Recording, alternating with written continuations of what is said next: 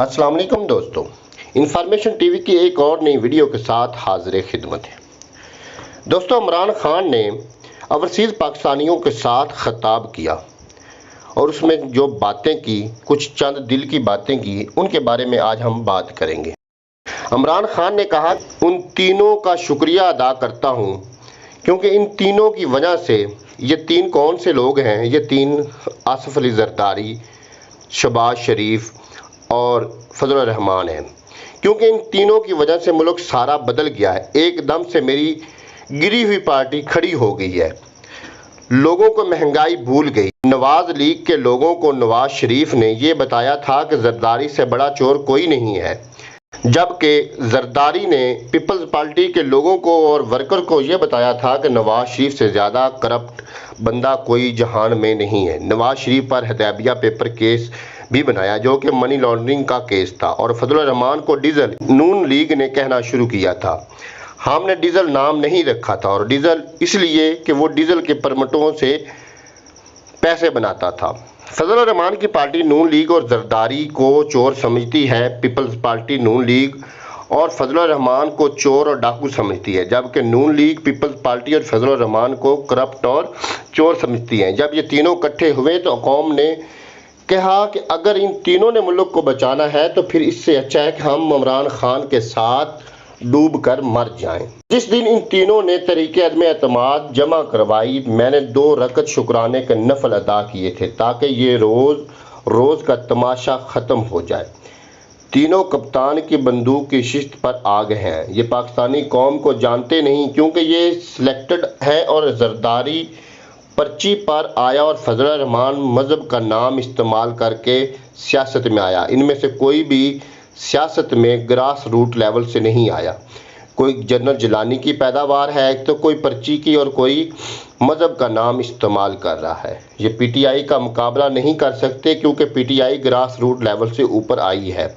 महंगाई की वजह से उन लोगों ने समझा कि अवाम ने उनकी करप्शन को याद नहीं करना और भूल जाना है, इसलिए ये मेरे ट्रैप में आ गए। ओवरसीज़ पाकिस्तानियों को मैं जानता हूँ क्योंकि मैं खुद 20 साल ओवरसीज़ पाकिस्तानी रहा। मैं जब मुल्क गिर रहा होता है तो ओवरसीज़ पाकिस्तानियों को तकलीफ़ होती है क्योंकि वो बाहर से 12-12 घंटे और डबल शिफ्ट काम करके मुल्क में पैसे भेजते हैं ताकि वो उनके बीवी बच्चों को अच्छी ज़िंदगी दे सकें। लेकिन जब वो देखते हैं कि लंदन के महंगे इलाकों में घर और कैसीनो में जुआ और बड़ी बड़ी गाड़ियों में ये लोग घूम रहे हैं और मुल्क का पैसा चोरी करके आए हैं, तो उनको तकलीफ़ होती है। वो बाहर से पैसा कमाकर पाकिस्तान भेजती हैं और ये चोरी करके पैसा बाहर जाकर अय्याशी करते हैं, तो तकलीफ़ तो होती है। और ये लोग मुल्क को भी बदनाम कर रहे होते हैं क्योंकि चोर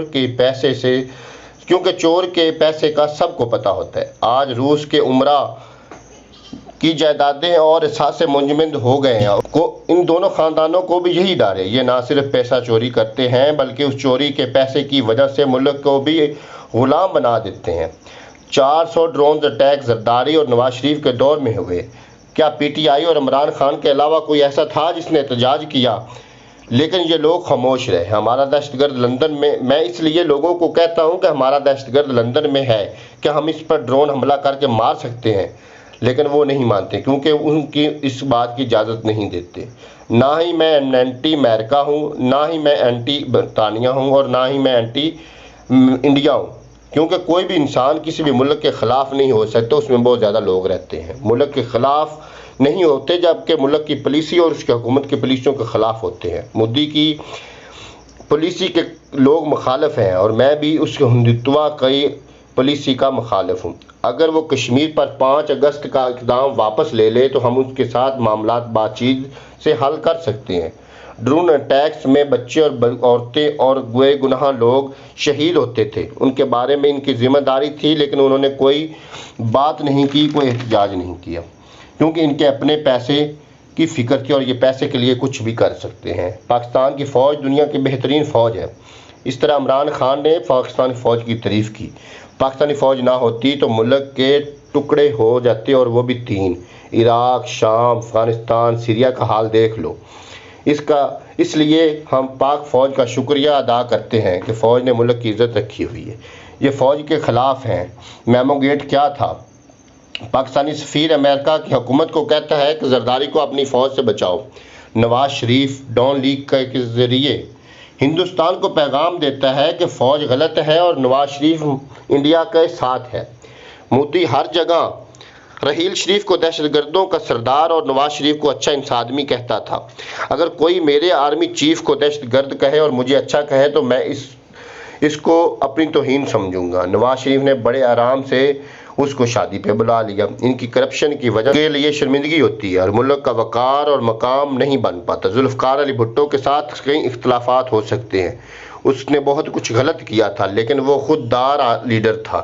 وہ پاکستان کی غیرت کے لیے کھڑا ہو گیا، اسلامی دنیا کو اکٹھا کیا۔ عمران خان نے اس کے بعد اپنی گورنمنٹ کے کارنامے جو کام انہوں نے کیے وہ بھی گنوائے۔ ہم نے سب سے زیادہ کام کیا ہے، ہماری ایکسپورٹ بڑی ہیں اور یہ بہت ضروری ہوتی ہیں۔ باقی ملک آگے نکل گئے جو ہمارے ساتھ تھے۔ ایکسپورٹ میں ریکارڈ اضافہ ہوا ہے۔ زر مبادلہ باہر سے زیادہ پیسہ آیا ہے۔ کرونا کے عذاب کے باوجود آپ لوگوں نے سب سے زیادہ پیسہ بھیجا۔ کرونا کے باوجود 5.37% GDP نے ترقی کی۔ سب نے پاکستان کی تعریف کی ہے۔